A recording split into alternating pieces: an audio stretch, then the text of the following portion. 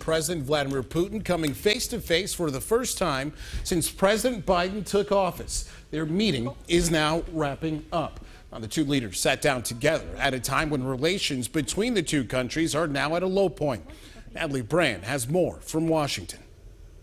President Biden shook hands with President Vladimir Putin outside a villa in Geneva ahead of a high-stakes summit at a critical time for U.S.-Russia relations.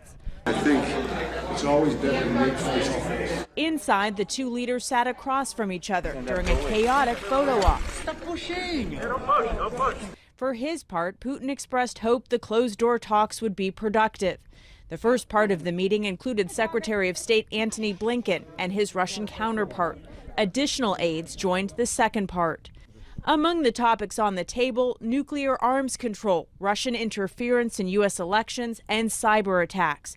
Russian-based hackers are blamed for two recent crippling cyber attacks targeting American businesses. The White House is not setting high expectations, but President Biden has said he will lay out red lines, making clear which Russian activities would be met with a strong response. If that message is conveyed clearly, experts tell me, then you would see slowly, not too fast, but slowly, the Russians start to change some of their behavior in small ways. Following the summit, President Biden and Putin planned separate news conferences instead of a joint one.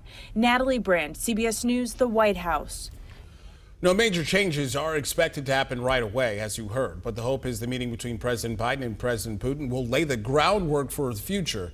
UIndy Political Science Associate Professor Laura Wilson says we've had a lot of problems and many of the issues the presidents are discussing, so this could be a first step to addressing some of those. Even to be able to address something like cybersecurity, which has been a real challenge for our country coming from Russia specifically.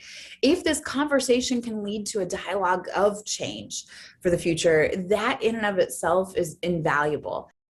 That meeting is expected to wrap up shortly. CBS will have a special report with the president's live remarks once it is over.